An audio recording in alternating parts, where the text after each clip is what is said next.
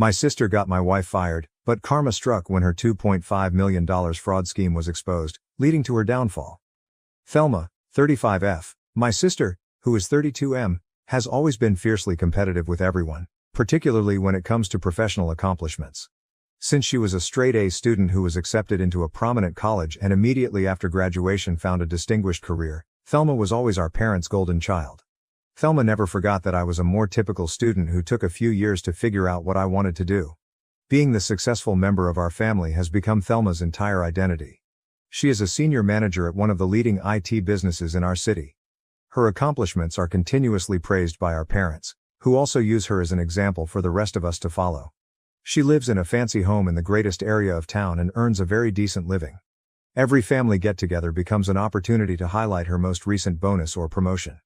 3 years ago, while both of us were speaking at a tech conference, I met my wife, Libby, 30F. Libby had the most amazing work ethic I had ever seen, and she was intelligent and motivated. She was from a very different family than ours. When she was 6 years old, her parents left Vietnam and took on several professions to support themselves. While maintaining stellar marks and eventually receiving her degree in computer technology, Libby had to work during high school and college to support her family. The thing that truly appealed to me about Libby was her humility in spite of her success. She never disparaged others or boasted about her achievements. Rather, she was constantly attempting to guide younger developers and make others successful. We bonded right away since we both enjoy coding and solving problems, and last year, after 2 years of dating, we were married in a modest ceremony. Thelma had never been fond of Libby.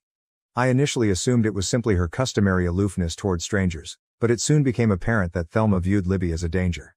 Thelma would frequently make subtle jabs about how Libby was squandering her skills at a smaller company, despite the fact that she was leading the engineering department at her startup and producing creative work. That's cute, but at a real tech company like mine, or you should apply for a junior position at my company if you want to do actual important work, were some of the remarks she would make to break up Libby's employment stories. Our parents never mentioned Thelma's actions, and when I attempted to confront her about it, they blamed me of being overly sensitive and said that Thelma was only attempting to support Libby in her professional endeavors. Libby never took the bait or got into a fight with Thelma, and she always responded to her remarks with elegance. To Thelma's seeming annoyance, she would simply smile and shift the topic. When Libby received an amazing job offer from the same business where Thelma works, but in a different department, 6 months ago everything truly came to a head. Better income, more responsibility, and the opportunity to oversee significant initiatives that could significantly impact the industry made it Libby's ideal position. She would be in charge of financial technology integration across several divisions, which was Libby's area of expertise at her firm. Thelma usually dominated the conversation. So when we broke the news to her during a family dinner, she became extremely silent. Our parents were ecstatic, discussing how the sisters-in-law could get together for lunch and how wonderful it would be to have both of their daughters working for the same esteemed organization.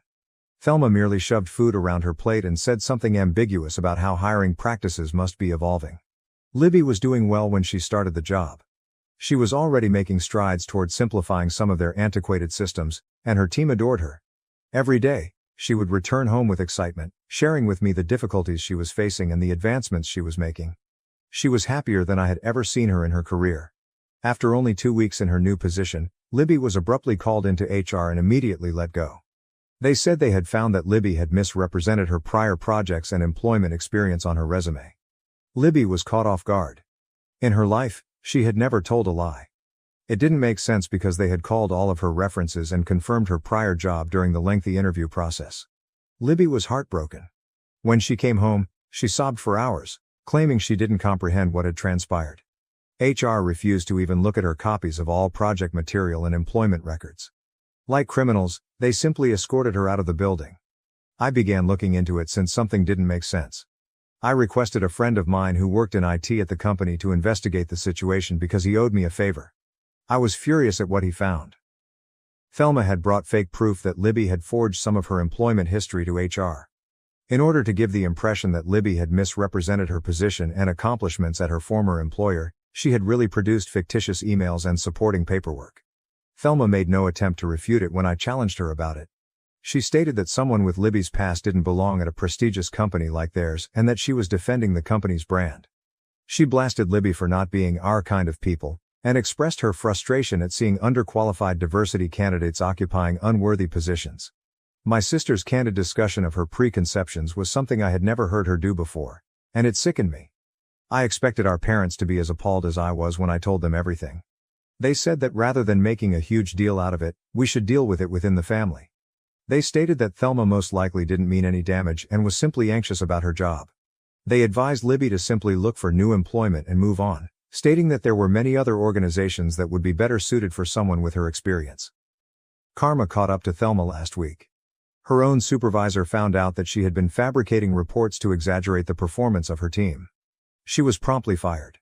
Now that she needs money to pay her mortgage and other payments until she gets a new job, she is frantically texting and calling me. It seems that she has already spent all of her savings on her opulent lifestyle. Our parents are placing a lot of pressure on me to do the right thing and help Thelma maintain her house because they believe that family comes first and that she's still your sister. They keep stressing that Thelma made a mistake but that she is family, while Libby is just an in-law. I declined. Just as she left Libby alone after purposefully ruining her career, I told Thelma she was on her own. Thelma broke down in tears and apologized profusely, claiming that I'd been cruel and that she had made a mistake. However, I don't think she genuinely feels regret for what she did to Libby. She merely apologizes for needing assistance after being exposed for her own deceptions. Even though my sister might lose her house, am I the jerk for not helping her? Although it's not as good as the job she lost, Libby has since obtained another one. However, I'm still upset over Thelma's actions.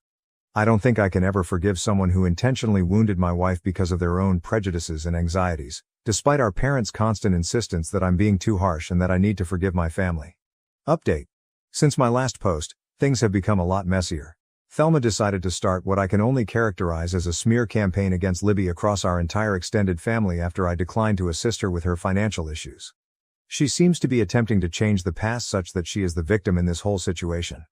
Thelma brought a wholly made-up account of what happened to our extended family. In fact, she claimed that it was Libby who had been deceitful and manipulative. She falsely claimed that Libby had applied to her department on purpose, it was a whole other division, and had started attempting to appropriate Thelma's projects and claim credit for her work right away. Thelma stated that she had to notify HR of Libby's access to private documents pertaining to her team's projects in order to safeguard both the business and herself. She presented Libby as a corporate spy who had married me in order to gain access to Thelma's position inside the corporation. She even implied that, knowing that I was Thelma's brother, Libby had singled me out at the tech conference 3 years prior. In actuality, Libby was unaware of Thelma's existence until after we had been dating for a few months.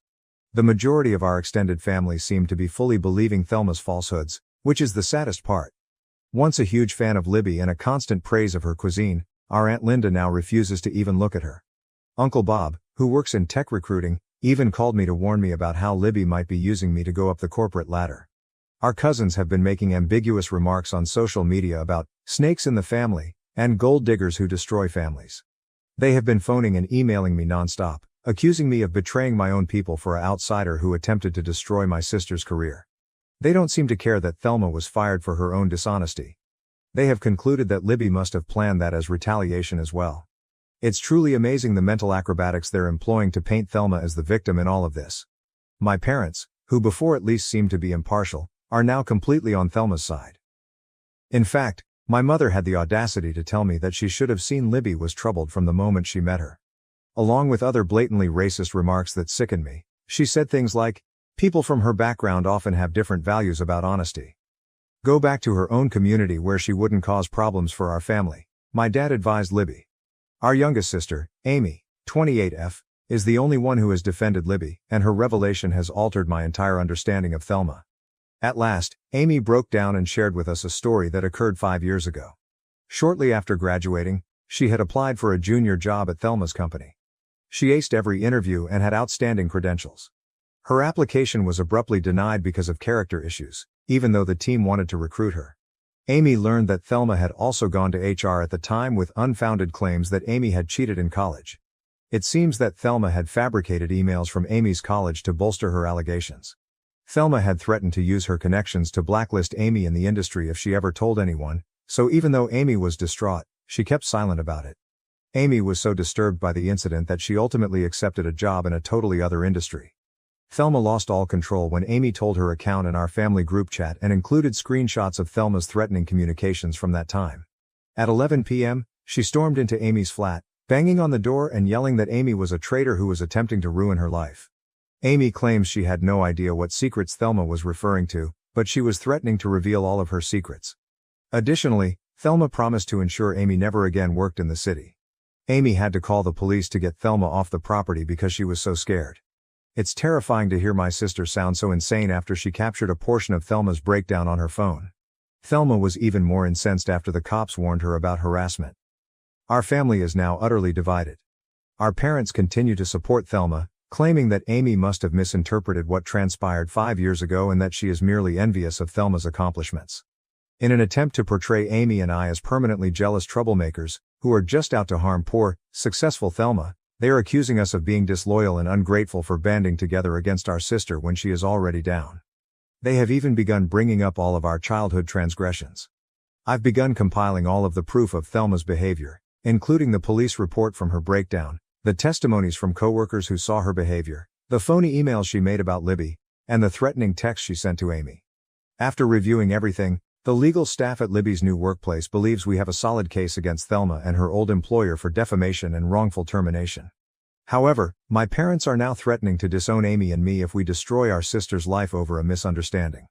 They claim that if we don't drop everything and help Thelma get back on her feet, they will write us both out of their will and that pursuing legal action would demonstrate that we were never truly family. Since she doesn't feel safe in her own apartment, Amy is currently staying with us. Despite her own trauma from everything that has transpired, Libby has been a tremendous support system for her. Even though I'm more convinced than ever that confronting Thelma is the right thing to do, it still hurts to see my family fall apart like this.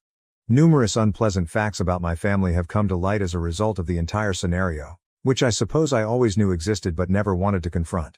I used to believe that Thelma's will to excel and her competitive nature were simply acts of ambition, but now I realize that they are a much more sinister and damaging trait. Update. Everything we believed to be true about Thelma's behavior has been totally disproved. Rachel, a former coworker of Thelma's, contacted Libby via LinkedIn last week. We were all surprised by what Rachel, Thelma's assistant manager for the previous 2 years, disclosed. Although it was undoubtedly a contributing factor, Rachel claims that Thelma's sabotage of Libby was motivated by more than just professional jealousy or prejudice. The true cause was much darker. Libby's new position would have provided her direct access to financial records and system logs, which may have revealed Thelma's years of falsifying the books, despite her best efforts to conceal her own illegal acts at the company. Documentation from Rachel demonstrated that since Thelma was promoted to senior manager, she had been routinely manipulating the performance metrics for her department. To make it appear as though her team was earning millions of dollars in fictitious revenue, she had set up shell businesses, faked contracts, and created phony client accounts. For years, she had been using these fictitious accounts to embezzle company revenue, taking a portion of the phony contracts and transferring it to her personal offshore accounts. Thelma went into a frenzy when Libby started working for the company and was given the responsibility of auditing and integrating all of the financial technology systems.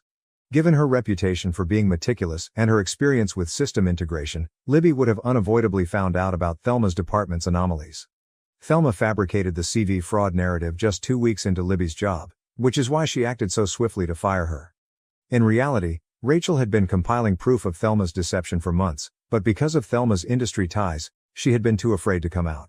Rachel ultimately made the decision to take action after witnessing how Thelma had ruined Libby's career in order to defend herself. She had amassed records of strange money transfers, screenshots of phony client accounts, and copies of false contracts that all pointed directly to Thelma. We gave the police and the company's internal inquiry team all of this material. Thelma had embezzled more than $2.5 million in the previous 3 years, according to the probe. Her activities constituted securities fraud since the fictitious performance figures she disclosed had also affected the company's stock prices. However, the most heartbreaking discovery concerned our parents. When the detectives began tracking down the funds, they found that sizable sums had been going into accounts that belonged to our parents. They eventually acknowledged that they had been aware of Thelma's fraudulent conduct over the previous year after being presented with this evidence. Not only did they know, but they had been actively assisting her in concealing the funds. They had established offshore accounts and produced a paper trail that made the stolen money appear to be genuine investments by using their legal connections. They asserted that since Thelma was the one who stole the money, they had not technically committed any crimes and were only defending their daughter. I was disgusted by their attitude when I questioned them about their involvement in all of this. They said that because Libby claims to care so much about family, she should understand their actions.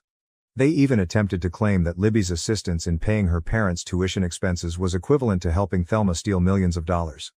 They didn't seem to see the difference between assisting to cover up enormous fraud and working honest jobs to support your family. Their attitude was the worst. They were just sorry they were found, not sorry for what they had done. In fact, according to my mother, none of this would have surfaced if Libby had been more understanding about her place and had discreetly departed the company when Thelma requested it. They continue to blame Libby for everything, claiming that her rigid job choices pushed them to take extreme steps. The involvement of our parents has upset Amy. She had always believed that our parents were simply too forgiving of Thelma and that she was the only toxic member of the family. Amy's entire opinion of our family has been completely destroyed by learning that they were complicit in her misdeeds. She can hardly sleep and has been experiencing anxiety episodes. Thelma is currently facing criminal charges from the firm for fraud and embezzlement. In addition, they are looking into a number of her close co-workers who may have participated in the plot. Although our parents are being investigated for their part in concealing the stolen funds, they have not yet been charged. Thelma is no longer there at all. She stopped answering all messages and cleaned out her home in the middle of the night. My parents say they don't know where Thelma might have gone, but the police are searching for her. I don't believe them at all, considering how they've previously assisted her. Third update. Our family has experienced pain as well as justice in this story's last chapter. 2 weeks ago, Thelma was apprehended for attempting to enter Canada using forged documents. Our parents, as we thought, had assisted her in hiding in several places during her attempt to escape the country. In order to escape a longer term, she ultimately accepted a plea bargain. In addition to 3 years of supervised release, she will spend 2 years in federal prison for embezzlement and securities fraud. Thelma's scam was far more extensive than we first believed, according to the company's inquiry. Since she was initially promoted to management 6 years ago, she had been stealing money and falsifying statistics. In order to hide her tracks, she had also been blackmailing a number of lower-level staff members, threatening to destroy their careers in the same way that she had done to Amy and Libby.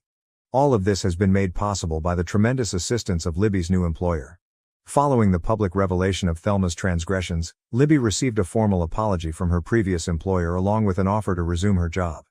They have given her a sizable payout for wrongful termination in addition to returning her to her previous position with a promotion and full back pay. More significantly, they are putting new rules into place to stop discrimination against workers from immigrant backgrounds and HR fraud. Our parents are dealing with the fallout on their own.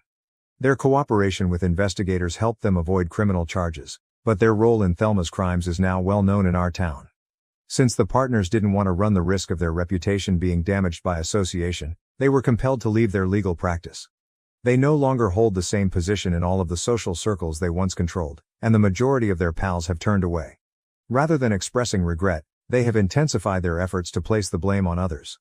Before Thelma was sentenced, they even attempted to write a letter to the judge accusing Libby of manipulating circumstances to accuse Thelma out of jealousy. Given the strong proof of Thelma's culpability, the judge was not impressed. Additionally, they attempted to accuse Amy and I of plotting with Libby to embezzle Thelma's money and blame her, but this desperate attempt clearly failed. Amy has begun to put her life back together. While she searches for a new job away from our parents' influence, she has temporarily moved in with us. The business has also extended an offer to her, admitting that Thelma's bogus accusations were the reason behind her dismissal 5 years prior. After years of Thelma's manipulation and our parents' toxic behavior, she is finally receiving therapy. Her gradual recovery of confidence and realization that none of this was her fault is truly remarkable. Libby and I have stopped communicating with my parents and Thelma altogether. Our lawyer has made it plain that any attempt to get in touch with us will be viewed as harassment, and we have blocked them everywhere. Building our own family with individuals who share our values of integrity and support for one another is our main goal. After seeing all the proof, a number of our cousins who at first thought Thelma was lying have apologized, and we're carefully mending our ties with those who appear to be truly sorry. Some family members continue to maintain that we ought to have kept matters within the family and protected Thelma. Last week, my aunt called and said that we are bad people for allowing Thelma to go to prison and that real families stick together no matter what. However, Thelma's total lack of regret, even in court, has only served to reinforce our decision. She merely expressed regret for trusting the wrong people, specifically Amy and Libby, to reveal her wrongdoings. We have learned from this entire experience that sometimes the family you choose matters more than the family you are born into. Instead of the poisonous allegiance and corruption that Thelma and our parents attempted to impose on us, Libby, Amy and I are forging a new sort of family founded on integrity, respect and genuine support. Thank you for watching. If you haven't subscribed yet, please do so and hit the notification bell to stay updated with more shocking real-life stories happening around you. My parents forged medical records to force me into surrogacy for my sister. I refused. They called me selfish and pressured my family to push me. I never imagined that I would be writing this post, but following last week's events, I need a different viewpoint. My parents abruptly contacted me after 13 years of little communication, stating that they needed to talk about something significant. Greg, 43M, my husband, was concerned that something odd might be happening, but neither of us could have foreseen what would happen. Emily, 44F, my older sister, has always been the family's golden child. As a child, it was obvious that she was everything my parents could have ever hoped for. Intelligent, athletic, attractive, and seemingly flawless. She was frequently praised by them, who referred to her as their perfect princess or golden apple. 2 years after Emily's death, I was an unexpected surprise. In my parents' perspective, being unexpected wasn't my only sin. I was born prematurely and had a severe cardiac issue that had numerous operations and ongoing care during my early years. Even though my grandparents paid for the majority of the medical bills that insurance did not, my parents never let me forget how much of a financial burden I was. We could have taken that vacation if we didn't have all these medical bills. Or Emily's college fund would be bigger if we didn't have to deal with your hospital stays, are examples of the passive-aggressive remarks they would make. Their treatment of us was a sharp and terrible contrast. My accomplishments were hardly recognized, but Emily's little victories were honored with parties and gifts. In high school, I recall winning a writing contest at the state level. Emily had a regular soccer practice that day, so my parents were unable to attend the award ceremony. The everyday small things that truly brought home to them how different we were from them weren't simply the significant events either.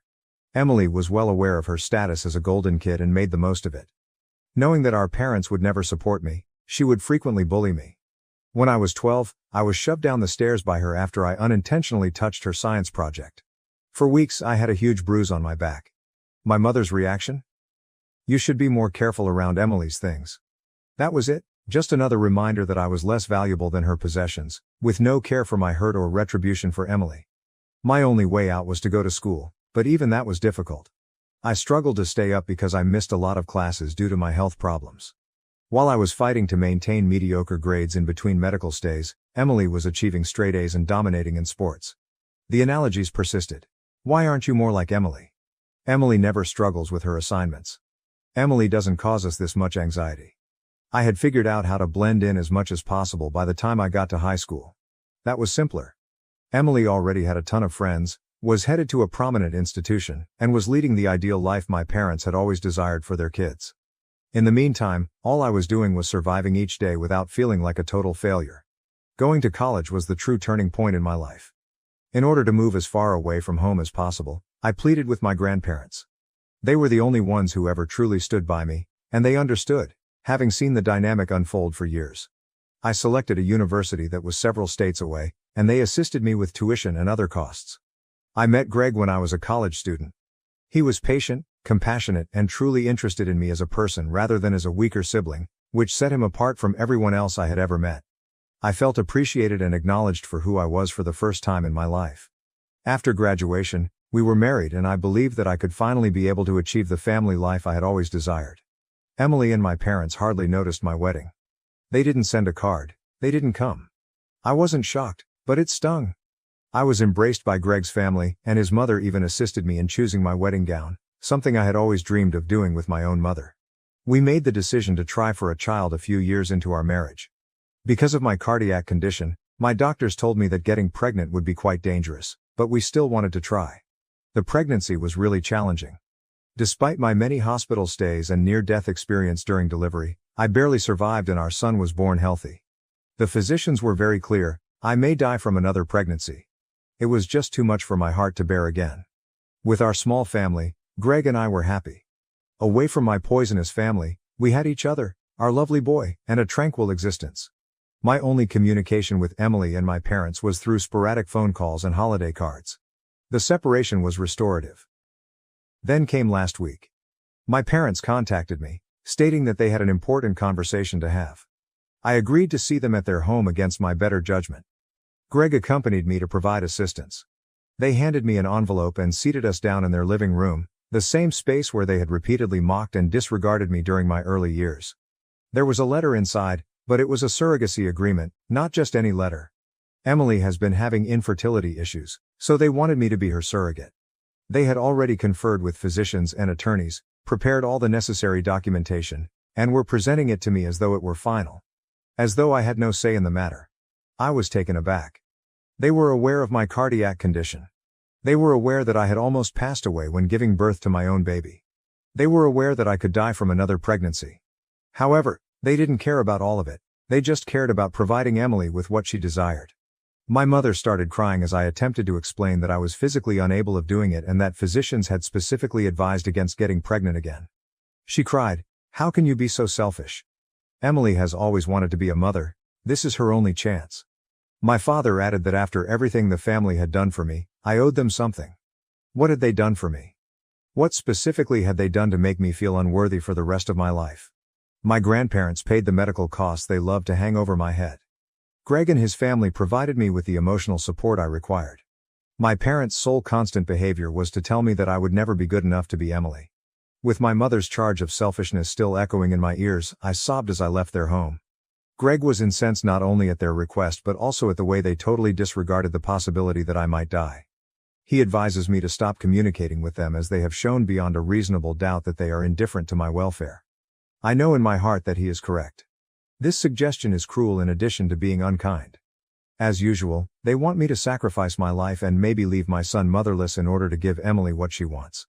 However, I also feel guilty about it. Perhaps I'm being self-centered. Perhaps I do owe them.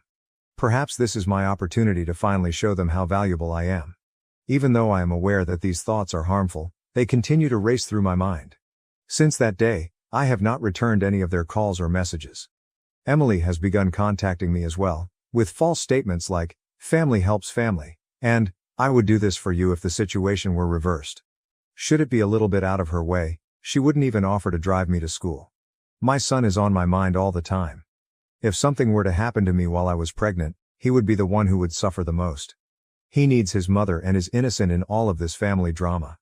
How can they expect me to risk leaving my child an orphan in order to satisfy Emily's demands? Am I being self-centered? I've been told throughout my life that I'm bad for prioritizing my own needs.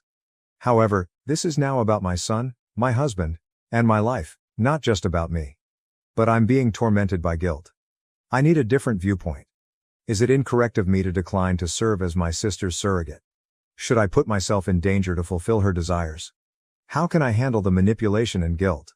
Update 1. A week has passed since my last post, and things have gotten far worse than I anticipated. My family's calls and messages haven't stopped vibrating on my phone. Emily has been sending texts that manipulate emotions non-stop. This is my final opportunity to have my own child, and I've always wanted to be a mother. Remember how I always looked out for you when we were kids? She even dared to ask. That one almost made me laugh. She must remember our early years quite differently than I do. She sent a particularly nasty email yesterday, saying, "Mom was right about you. You always thought about yourself." I suppose that almost dying while pregnant is merely a pretext for not assisting me. It was a powerful blow. Instead of treating my near-death experience as a valid medical issue, they are exploiting it as proof of my selfishness. Even worse are my parents. I'm ruining Emily's sole chance at happiness, Mom has been telling any relative who will listen over the phone. She is portraying me as this cold-blooded monster who refuses to assist her dying sister. However, Emily is not dying. She is simply unable to conceive naturally. They're behaving as though Emily's wish to have a biological kid is more significant than my actual risk of dying. This morning, Dad sent me a message that truly went too far. "You've always been a letdown, but this is a new low. This is your way of repaying us for giving you life. By denying your sister the experience of being a mother." I wanted to reply that they didn't really give me life. My grandparents were the ones who covered the cost of the medical treatment that kept me alive, and they almost lost it due to carelessness several times when I was a toddler. Greg is enraged. I dissuaded him from driving to their house and confronting them. Even though I would have loved to watch him reprimand them, I informed him, they're not worth it. Rather, we engaged in a lengthy discussion about our future. Greg reminded me, this isn't just about you anymore. It has to do with our son. He might lose his mother as a result of what they're requesting. Nobody has the authority to force you to take that risk. Of course, he is correct. I feel no remorse for turning Emily down when I see our son. He needs his mom to be well and living. We have made the decision to act decisively. Let's start by blocking all of their numbers, including Emily's, Mom's, Dad's, and even the flying monkeys they called after me. My grandparents are the lone exception, and they have always been accepting and encouraging. Second, we're investigating legal safeguards. Greg fears they may try something desperate because of their antagonistic behavior. Next week, we're meeting with a lawyer to go over our choices. I will always be perplexed by their claim to be family and their utter disregard for my life. However, I'm over my guilt. I will no longer allow them to control me. A mother who would put her life in danger to appease individuals who have never truly shown her love is not worthy of my son. Thank you to everyone who left a remark on my previous post. You made it clear to me that I'm being a responsible mother and defending my family, not being selfish. Standing up to those who ought to have protected you in the first place is sometimes necessary. I'll provide another update if something noteworthy occurs, but hopefully this will be the last one. With my true family, my spouse and son, who genuinely appreciate my existence, I'm prepared to go on. Update 2. I've blocked everyone for 2 weeks now. I assumed that was the last of it, but my mother managed to get in touch with me using a temporary number. Just the two of us, not Greg, need to talk. I consented to meet at a nearby cafe even though every instinct told me not to attend. For obvious reasons, I picked a public spot, and Greg was waiting in his car nearby in case something happened. She began talking about Emily's melancholy and how she's dying of the anguish of not being able to have children as soon as I sat down, in what was obviously a prepared speech. No, how are you? No recognition of their prior actions, just a direct focus on Emily's misery. My mother pushed a business card across the table and said, "The doctors say this is her last chance. According to one fertility expert, you two are a fantastic fit. They are able to keep a careful eye on your cardiac health." She dismissed it as if it were a minor annoyance when I brought up the fact that my own doctors, who have been aware of my medical history for years, have expressly prohibited me from getting pregnant again. Doctors are constantly too cautious. According to Emily's specialist, the risks are controllable. When Mom began discussing family legacy and how Emily should be given more genetic inheritance than I did, the discussion took an even more sinister turn. She did say that, after all, I've heard the same arguments about my being a flawed child my entire life. She replied, "I should have known you'd be difficult about this," as I got up to go. "Emily has always made you envious. This is your opportunity to at last take action for the family." I felt oddly at ease as I walked out of the cafe. I finally saw my mother clearly for the first time, not as a parent who didn't love me enough, but rather as someone who never considered me a person, only a tool to be used for Emily's gain. Greg inquired about how things went on the way home. I informed him of my mother's remarks about family legacy and her rejection of my health concerns. After a period of silence, he said, "You know what? They're not worthy of you? They have never done so." He is correct. They are unworthy of me, my forgiveness, or another opportunity to harm me. I've given my mother one last message. I won't put myself in danger or leave my child an orphan because of Emily's wishes. We will not be talking about it again. Don't get in touch with me again. Tomorrow, I'm going to change my number. Sometimes quitting the game completely is the only way to win. Update 3. My father began sending increasingly threatening messages from various phones a week after the cafe incident involving my mother. I was particularly drawn to the most recent one. "Your mother is devastated. Emily is in pieces. You have given us no other option, even if we didn't want to do this. There are repercussions for actions." My grandmother's voice was tremulous when she called. "I heard your parents conversing with an attorney. They're looking for legal means to compel you to do this. They may use laws pertaining to family obligations and medical rights. Although they made reference to court orders and medical evaluations, I'm not entirely sure what they have planned. Evidently, they have persuaded themselves that they may be able to contest my own doctor's opinion because Emily's fertility specialist claims the risks are tolerable. They're even considering attempting to demonstrate that my reluctance isn't due to valid medical concerns, but rather to illogical family resentment. Additionally, my grandmother disclosed that Emily's 46-year-old husband is genuinely opposed to their plan. He believes that risking someone's life for this is crazy, but Emily and my parents have essentially cut him off from the conversation. That family at least has one sensible member. I called my doctor's office right away and asked them to implement additional security measures to lock down my medical records. I then got in touch with 3 different family law businesses. The first 2 expressed sympathy but stated that they would have to look into this peculiar circumstance. But the third one was just what we needed. When the lawyer heard the whole scenario, she became enraged. They cannot legally compel you to serve as a surrogate. It would be considered reproductive coercion and would not be tolerated by any court. However, we must take the initiative. She is assisting us with creating cease and desist letters and preparing the necessary papers for a restraining order. Additionally, we are recording every message, phone, and contact attempt. According to the attorney, if we require legal protection in the future, we must establish a distinct pattern of harassment. The majority of our legal expenditures are covered by Greg's company's excellent legal insurance plan. Even if it didn't, I would sell my car if I had to, he stated. Last night, he informed me, your safety is worth everything we have. The most bizarre aspect of it all is that they still act as though they are the victims and that I am the one who is acting irrationally. As if compelling someone to put their life in danger is some sort of admirable sacrifice, my mother reportedly informed my grandma that sometimes love means making difficult choices for the family. I'm exhausted, so exhausted. But I'm no longer scared. Let them play their games and try their legal threats. Truth, the law, and real medical proof are all on my side. Above all, I am supported by individuals who sincerely care about my life and welfare. Update 4. The legal threats began 2 weeks ago, and now my whole extended family is involved in this nightmare. During their recent family get-together, which I was obviously not invited to, my aunt from Texas called yesterday and sobbed about having to see Emily endure yet another unsuccessful IVF effort. The most unsettling aspect? The story has been entirely altered by my parents. My cousins claim that they're telling everyone that I'm just using my heart ailment as an excuse because it has significantly improved. They've even implied that I'm declining because I want to see Emily suffer because I'm envious of her success. The cryptic Facebook postings that my mother's sisters have begun sharing about selfish family members and the value of sacrifice for family were what truly caught me off surprise. Everyone in the family is aware of who they are referring to, even though they aren't specifically addressing me. I've received messages from some distant relatives I haven't seen since I was a child expressing their disappointment with my decisions. My cousin Sarah, 39F, is the one bright spot in all of this. She personally contacted me to express her anger with everyone's actions. She wrote, "I recall how they treated you as a child. They're being crazy. Don't let them guilt you into this." At the next family get-together, she even volunteered to talk about her personal encounters with my parents' partiality. These flying monkeys are unaware that last night Emily's husband spoke with Greg in secret. He fears that because of all this harassment, Emily and my parents will end up in legal hot water. He attempted to reason with them, but they aren't listening to anyone because they are so focused on achieving their goals. I've already made up my mind.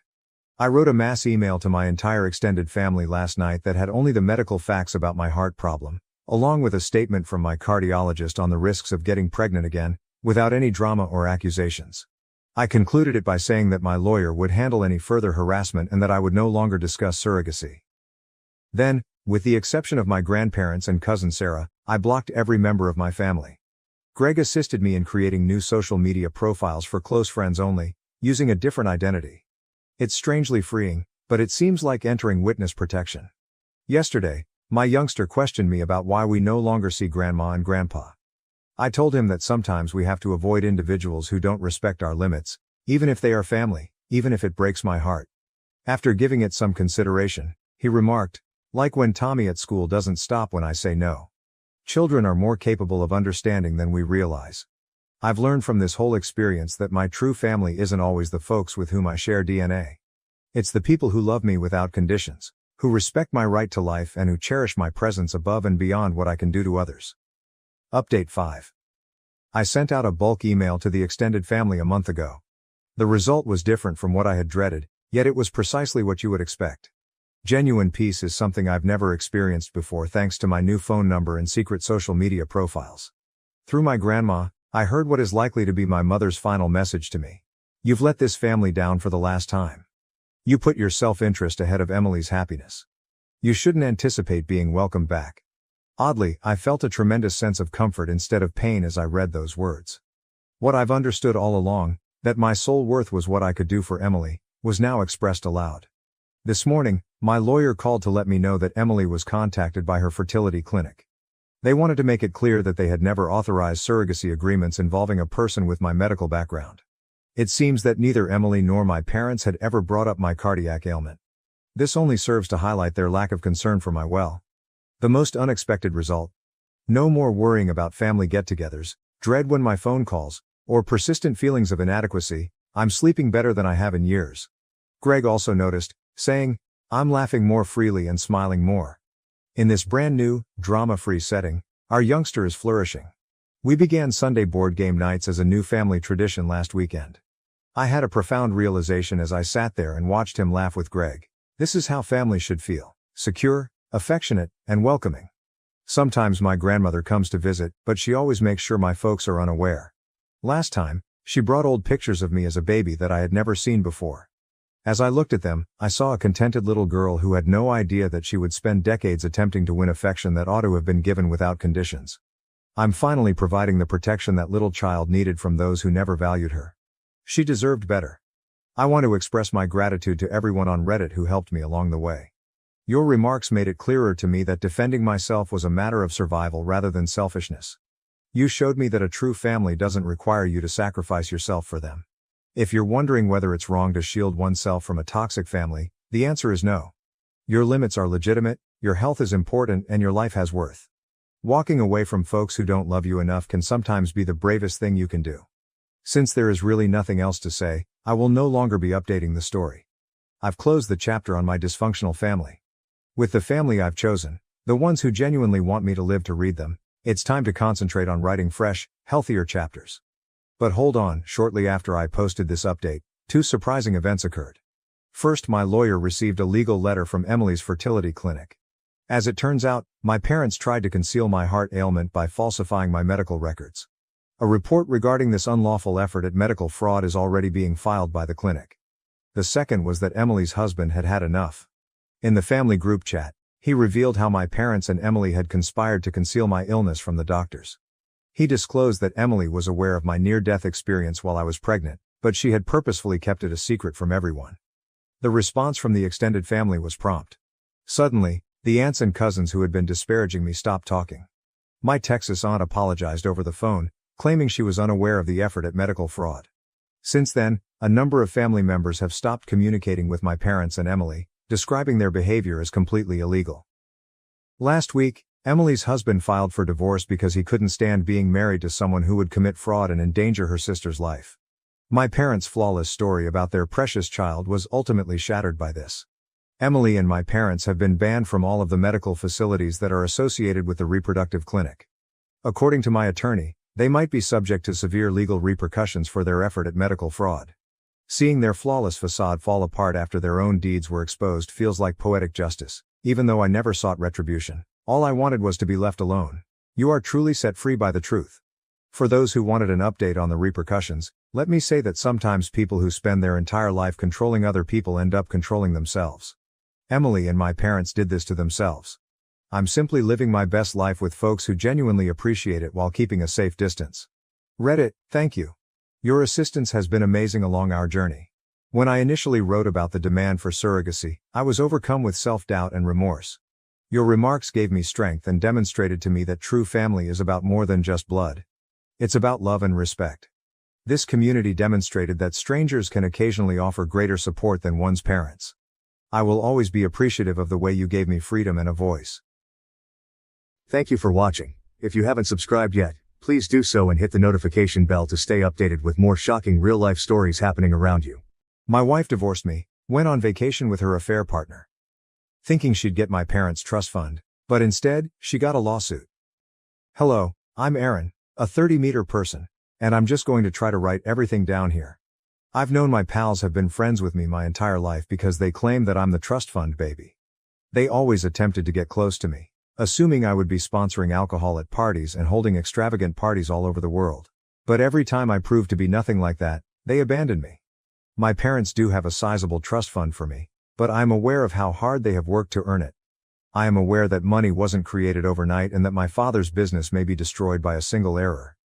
I therefore put a lot of effort into building on what my father began every single day. But I came so close to making that one error recently.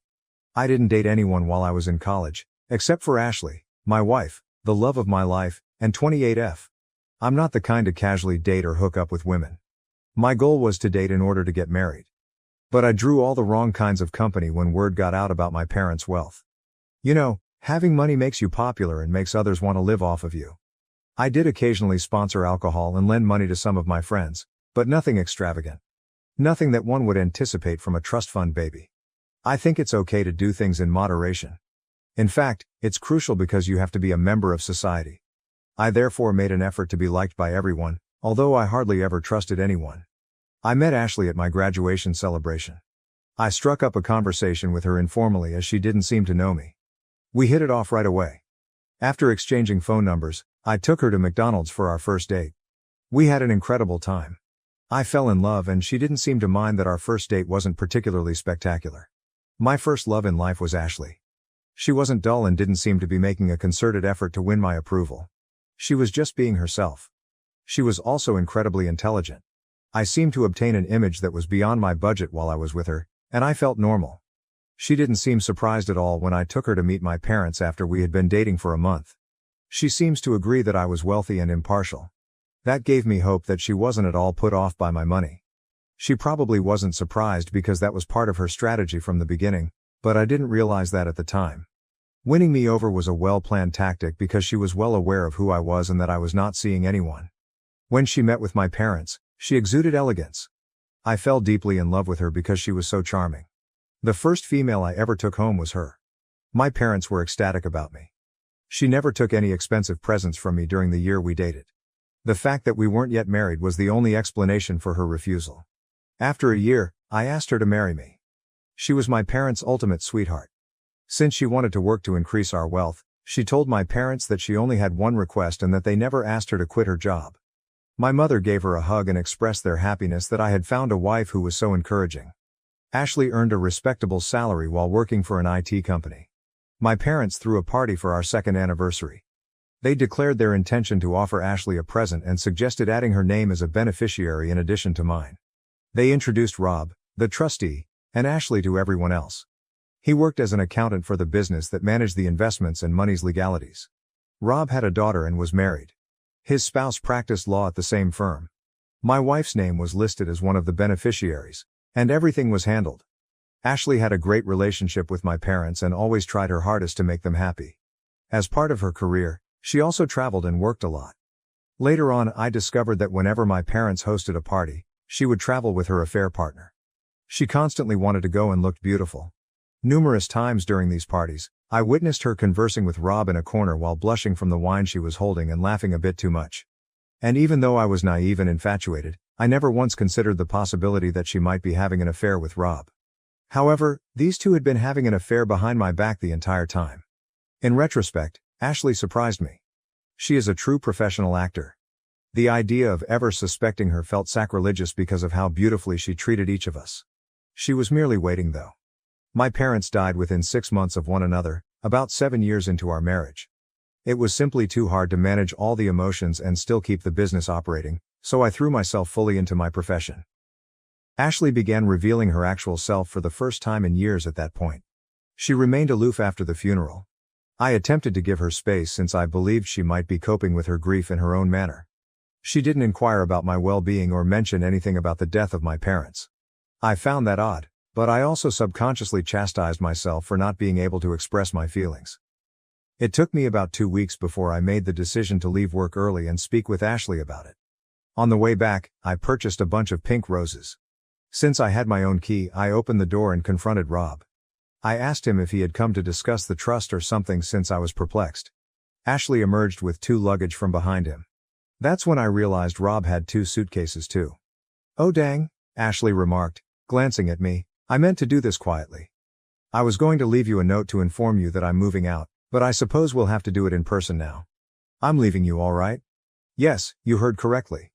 And yes, after we get back from our trip to Italy, I'll be moving in with Rob.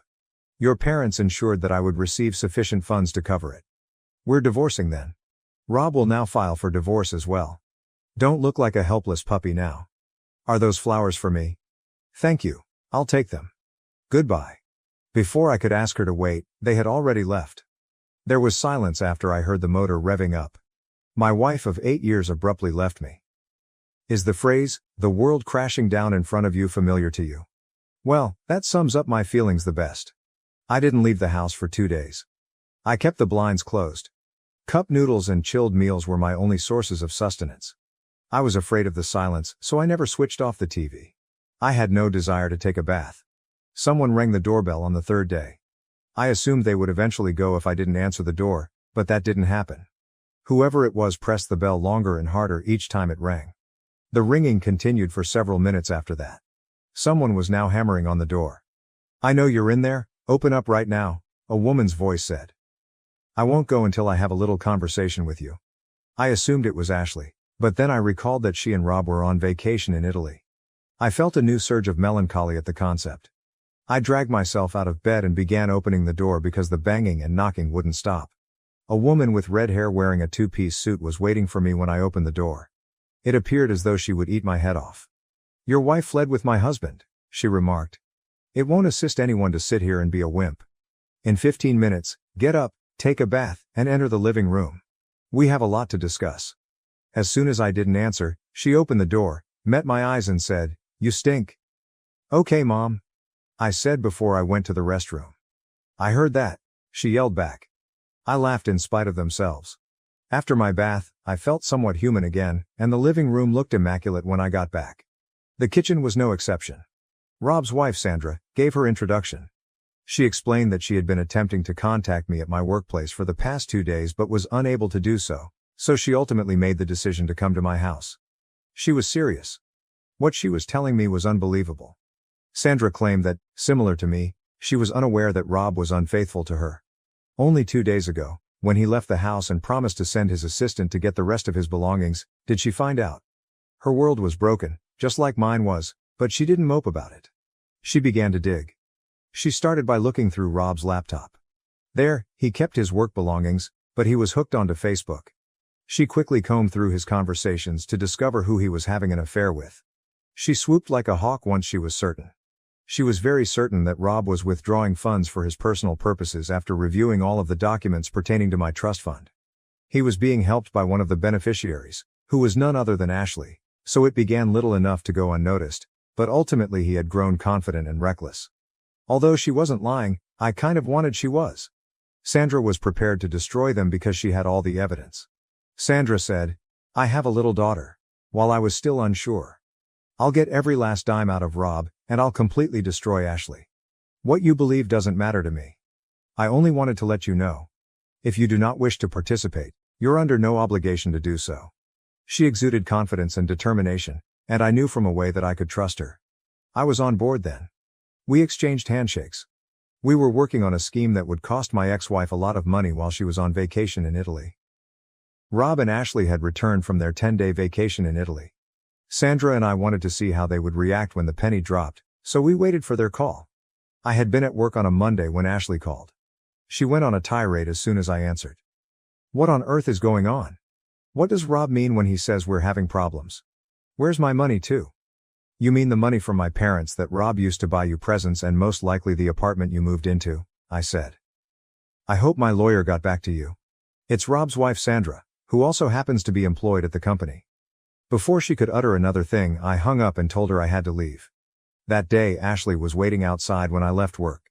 She blocked my path as I proceeded toward my car, pretending not to notice her. I had known her for a long time, but I had never seen her so upset by anything. She requested me to explain things to her since she seemed to be having trouble understanding Rob's nervous account of what happened and wanted to hear it from me in simple terms. I informed her that I had learned about the divorce petition from her attorney. The only difference was that she would not receive a single dime. The expression on her face, oh boy. She never would have imagined that this would be taking place. I saw the panic rising within her. After experiencing a moment of cruel pleasure, I felt a great deal of guilt for placing her in this predicament. It's hard to see someone you care about suffer, and I still loved her. I had to leave as soon as possible to avoid being manipulated by her. I brushed her aside and headed for my car. From behind me I heard her yelling. She was requesting that I stop. "How could you do this to me?" was the final thing I heard before getting into the car. I wanted to lash out and tell her that I could ask her the same stupid question because I felt like I was being stabbed. Instead though, I got into my car and left. In my rear-view mirror, I could see her, completely confused, taking care of the automobile. Rob, meantime, had received notification that he would be leaving the organization. He was damaging the company's reputation, and it seems that word had gotten out. Since many customers had contacted to request contract termination, Firing Rob was the greatest damage control measure the company could take. Sandra arranged for the best counsel because she had several friends who were lawyers. She was confident that she would win the lawsuit and be granted custody. As I drove home, Sandra was providing me with all of these information. I felt a lot lighter. I wrote this up after returning home. I wanted to let out my frustration after my encounter with Ashley. Is Ashley being treated too harshly, in your opinion? Update 1. Hello to everybody. I have an update now. A week has passed. I appreciate you helping me and getting me back up when I was feeling quite lost. I showed him this Reddit article during our first therapy appointment. It's a good coping mechanism, he said. According to him, it's normal to mourn the person you lost, in this case, Ashley, so it makes sense that I would feel extremely overwhelmed once I revealed the truth. I'll try to give you all a summary of what transpired this week. Ashley gave me another call. Her voice was softer this time. She spoke in a muffled voice, as if she had been sobbing. I was asked if I had eaten dinner. Do you want me to come over and cook it for you? She said after I declined. I was surprised. She stated she would be at my house in 30 minutes, so I assumed she interpreted my silence as a yes. No, you won't, I responded, finally finding my voice. Are you serious? You want to come here, make me supper and set up a playhouse after what you did? No, darling, she said. We can talk, even though I know things haven't been well. At the time, I was going crazy. At this moment, I believe I yelled, bad? Do you think what you did was bad? Simply awful? It was evil. It was self-centered and cruel. You're going to hell with it. I would never again want to see your face. What the devil is wrong with you? I felt like throwing up at the next thing she uttered. I should stop overreacting, she said. For me, I believe it marked a turning point. At this time, I saw her true self, a woman who didn't regret her acts at all and would do it all over again in a heartbeat, despite the remorse I had been feeling for hurting her. The call was a trap, an attempt to control me. She was unaware of my realization and continued to complain about how I was portraying her in the lawsuit as a gold digger, even though she was actually making money and had a job. I wanted to let her know that I had paid off all of her student loans, so if she was now living nicely, it was thanks to my family and me. She claimed that the only reason she wanted to visit was because she believed we should have a conversation and reconcile, and that I should drop my case since it was useless. It was impossible for me to refrain from asking, what about Rob? She claimed that Rob was simply different and that she was having an affair with him because he made her boring existence interesting. She then began accusing me of never being there for her and of being away on business. She claimed that she had a passionate romance with Rob, whereas I lacked it greatly. I was suing her rather than offering her an apology. By this time, I was certain she was attempting to bleed my ear. She could have discussed it with me or we could have attended marriage counseling, I informed her, if she had been experiencing so many issues. The answer was never cheating. She started to insist on coming over and change the subject. After hanging up, I dialed Sandra. I explained what had transpired to her. Sandra requested that I call her back and invite her over. I will also come over, she responded. She requested me to comply in order to find out her true intentions. I ended my conversation with Sandra and dialed Ashley instead. When she picked up, she sounded so arrogant. She claimed she will be there in 30 minutes and that she knew I would come around. Sandra arrived before Ashley did. There was not enough time for her to explain her plan, and I was unaware of it. She wanted me to make Ashley sit in the dining room after she went inside. Sandra stated that she would appear in this play in a special capacity. About 40 minutes later, Ashley arrived, and it was clear that she had tried to appear presentable. She did look nice. She entered, gave me a kiss and started to go to the bedroom where Sandra was. I halted her and requested that she take a seat in the dining room. But why, sweetheart? She pouted as she turned to face me. Was it easy for me to forfeit my rights? Was your affection so feeble? Baby, will you not stand up for us? It was then that Sandra emerged from the bedroom. Ashley muttered something along the lines of, what the hell, as she appeared too astonished to talk. Finally, we meet the woman who is dating my useless husband Rob the cheater, Sandra stated with a smirk to Ashley. You did indeed forfeit your right to the bedroom, I see. Ashley turned to face me and said, how could you so simply replace me? After stealing all of my joy, you're having an affair with Rob's wife. We owe a lot of money, and now we won't even receive the money from the trust fund. Rob is currently unemployed, and it's unclear who released the information. I could also lose my job. You're incredibly self-centered. What do you mean we have debts? Sandra interrupted. Is it comparable to a joint loan? Are you withdrawing the money and assisting Rob and Miss BL or what? Ashley swung her around. Then absolutely, I was. Rob has had my support from the beginning. Do you believe he could have organized such a thing himself? Of course I aided him. Not like you, wicked witch. You have treated him in a condescending manner. He chose me over you for that reason. Leave this place. When your husband is unemployed, how are you able to be here? Why in the world don't you support him and make a statement in his favor? After giving me a charming smile, Sandra informed me that she believed I should send Ashley home. The task was completed. After receiving the signal, I held the door open for Ashley. Ashley hurled a barrage of insults at us as she walked out. What just happened? I asked Sandra as she was leaving. Sandra winked at me after pressing stop on a tape. We got a confession, Aaron, she exclaimed with excitement, her eyes gleaming. We'll destroy them. She heard me say, I'm not letting both of them escape. That's Sandra for you, my friends. She is cruel and cunning. I would be afraid of her if I were Rob and Ashley. She simply performs her job too well. Sandra admitted before leaving that she was the one who had clearly leaked the Rob news. I informed her that I was picking up on her intelligence and that I had at least deduced that she was involved.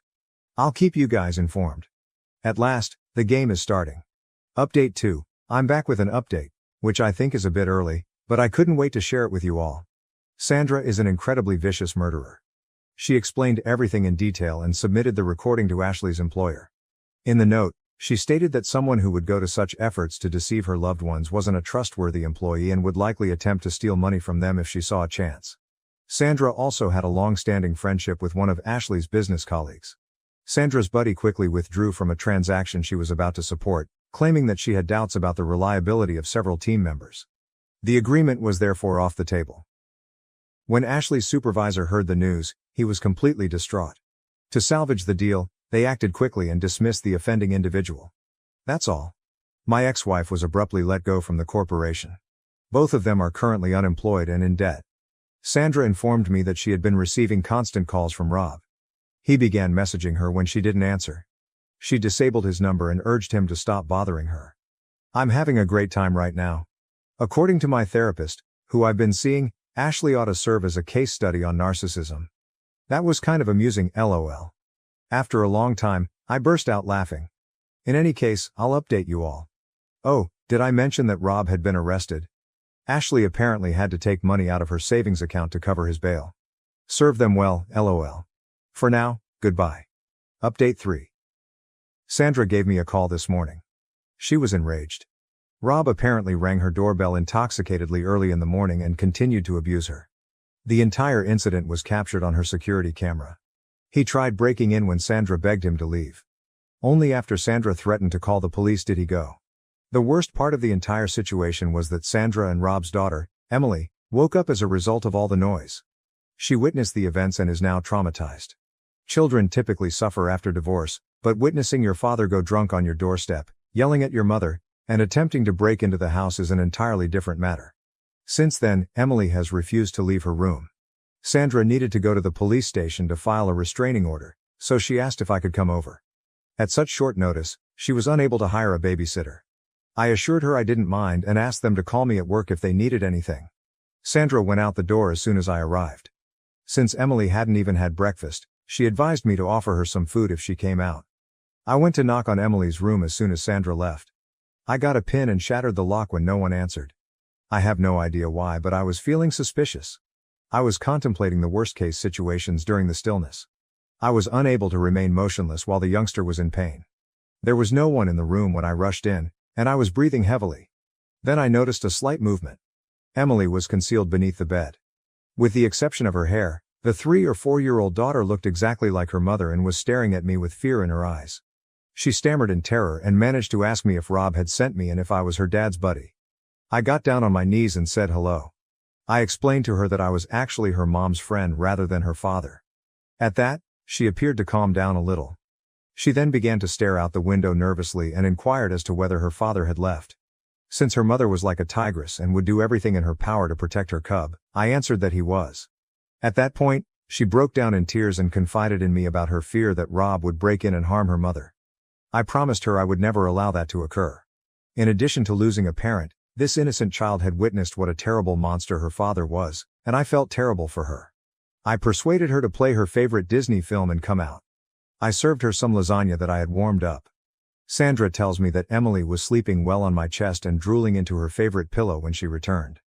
Emily clung to my legs and wouldn't let me go that evening when I was ready to go. She sobbed repeatedly before finally admitting that she was afraid Rob would reappear and leave her mother alone.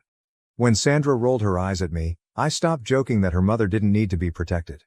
I stayed the night because I knew it would be very hard to explain a restraining order to a youngster. Emily and I both slept soundly. Sandra served us delicious pancakes the following morning, and I left right away for work. That night, Emily made me swear that I would return to sleep at their place. Well, I suppose that's my life at the moment. Sandra's place is where I have to stay at night. Sandra has yet to find a good child psychologist, despite her best efforts. I'll give you all an update following the initial hearing. Goodbye. Update 4. Well, phew, I guess I haven't given you guys any updates in a while. The initial hearing has concluded. This is what a lay person like me has discovered. Rob and Ashley are completely cooked. Yes, brother, I do mean it. They're barbecue cooked. We have so much damning evidence against them that the matter is really closed. However, given the nature of courts, it is likely to take a long time. Sandra thinks it won't take more than 6 months. She also thinks that they will both be going to jail. Rob and Ashley will definitely not receive any compensation for the divorce. Rob is also required to pay child support.